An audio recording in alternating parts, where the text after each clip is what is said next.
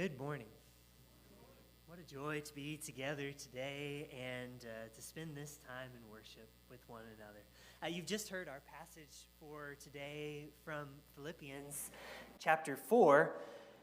And you also heard what Steve Pybus said about our service today. Today's service is going to be a lot less sermon and a lot more singing in worship to God. And if you think about the passage that we just read, you can probably see why that is. Rejoice in the Lord always. I will say it again, rejoice is our theme for today. And today we're not just going to talk about that, but we're actually going to do it together in a purposeful way.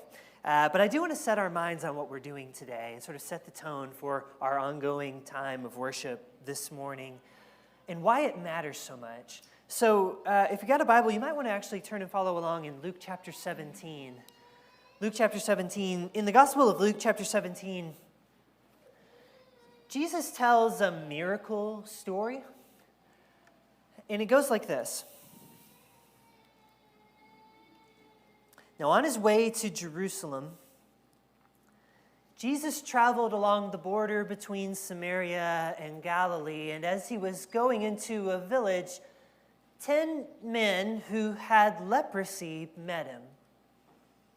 They stood at a distance, and they called out in a loud voice, "Jesus, Master, have pity on us." And you probably can guess what's going to happen next.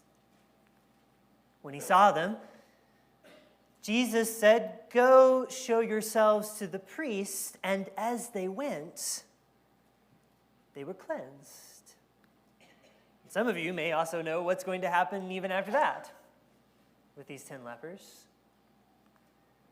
One of them, when he saw that he was healed, came back praising God in a loud voice. And he threw himself at Jesus' feet and thanked him. And he was a Samaritan. And Jesus said, "Were not all 10 cleansed?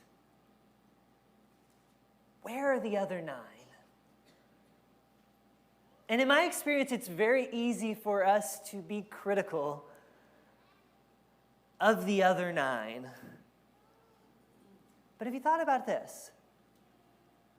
These 10 lepers, for however long they have had this disease, have really been sidelined from life. And if they had a wife at home, they have not seen that wife. And if they have children at home, they have not seen those children. If they had a job before, that job is probably filled. They need to go out and get it back or else find another job to work. If they have fields to work, they need to be worked. If they have an aging parent, they need to soak up every minute they've got with them and make up for lost time. If they had dreams, they've been on hold. Ambitions thrown off course. If they had worries and anxieties about the people in their life or the responsibilities that they had, they've just been left to sit with those worries, unable to do anything about them. But then, in a matter of 6 words spoken out loud, Jesus resurrects their lives. And there's so much life to be lived. There's all of these things that they want to do, all these things that they need to do, all of these responsibilities that must be dealt with. And in that way, they're like us. They're like us. Because we often feel those same pressures. There's so much life to be lived, and so many things that we want to do, and so many things that we need to do, and so many responsibilities that we may have, worries and anxieties that we carry with us. When you put a group together like this one, the people in this room, plus the people that are worshiping with us online, there's something like 200 people listening right now. Notice that I just assumed that all of you are listening right now. You don't have to tell me otherwise. There's 200 people listening. If we were to select 10 people at random out of the 200 people in here and online, would any of the following be true of those 10 randomly selected people? Could there be one person in those 10 who has a massive project at work and frankly it's just stressing them out? Could there be one person in those 10 who goes to school and then after that to practice and then to the game or to the performance that they've been practicing for, and then after 11 p.m. they start their 2 hours of homework? Could there be someone in those 10 who's looking for a new job or finishing up school and not sure what's next, or a new house? And your mind just feels like one constant churn, all these what ifs, never at peace. If we randomly selected 10 out of us, is there anybody that finds it really hard to spend this hour here in worship? Maybe it feels kind of like an obligation, or there's just so much else pressing in. Could there be someone in that 10 who's struggling with something that for the rest of us is invisible, but for them is very real? Could there be one in our 10 who things are going so smoothly that you're just kind of coasting through life? Pick out 10 of any of us. And how many of those 10 would relate with Luke chapter 17, where you've got so much that you want to do and need to do, and responsibilities that you have, and so much life to live, that the idea of stopping to rejoice or stopping to give thanks, well, it's not that you would intentionally ignore it, but it just kind of fades out of view. And Jesus says, were not all 10 cleansed? Where are the other 9? And if we pick 10 from among us, how many of us might be like the other 9?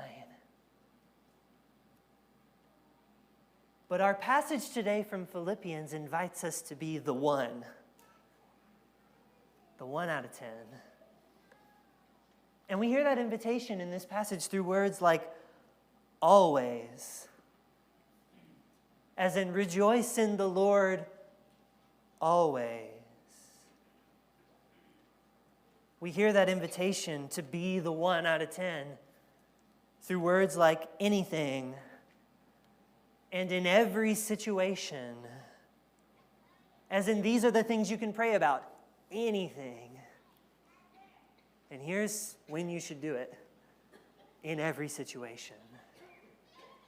We hear this invitation to be the one out of 10 in words like to all. Be the kind of person that when they see your life, it is evident to all what a difference the Lord has made in you. Our passage today invites us to be like the one. Siri's talking to me in my pocket. Our passage today invites us to be like the one. The one who, when there's so much life to live, remembers to rejoice in the one who is the source of that life.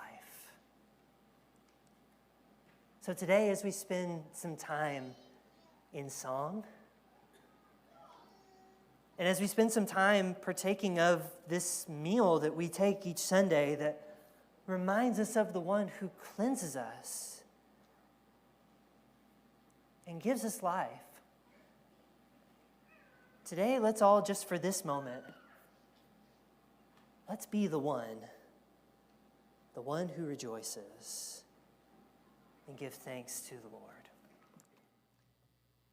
Rejoice in the Lord always. I will say it again, rejoice. Let your gentleness be evident to all.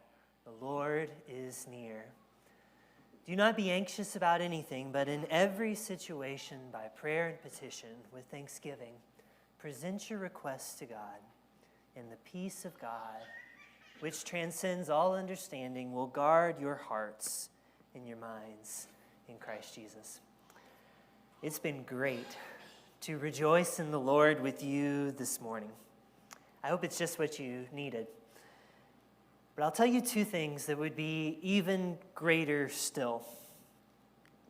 It would be even greater still if this rejoicing that we've done today in song and as we partook of the bread and the cup together, it would be even greater still if that rejoicing was more of a catalyst than just an end unto itself.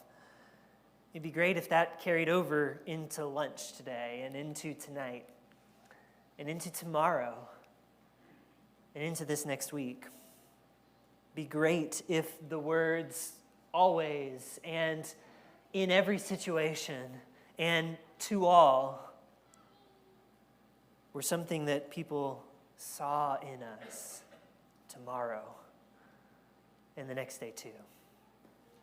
The philosopher René Descartes famously said, "I think, therefore I am." You've heard that quote before. Recently, a Christian psychologist said it differently. "I thank, therefore I am," which if you're not careful sounds like you're just saying it in a really thick Southern accent. But what he's trying to say is that gratitude is not just something that we do, it's something that actually shapes who we are when we do it. I thank, therefore I am. And wouldn't it be especially great if you could be that 1 out of 10 from Luke 17 in the places you go tomorrow? While we're at it, wouldn't it be especially great, especially worth rejoicing in today, if someone were to come to Christ today? Like the 1 out of 10 in Luke chapter 17. What if you, like the one in this story, have come to see that Jesus is the only source of life and cleansing and hope that we have in this world? What if you've come to realize that it's time for you to fall at the feet of Jesus like that one in our passage today did? What if you've come to realize that he is the only one who is worthy of our rejoicing, of our praise, of our obedience, our gratitude, our whole life? What if you today could come to Christ in response to the gospel, experience his cleansing of you in baptism? If that's what you need today, don't be like the other 9 who had every reason but still walked away. Today is a day for being like the one who came to Jesus. So I would invite you to come to Jesus while we stand and sing.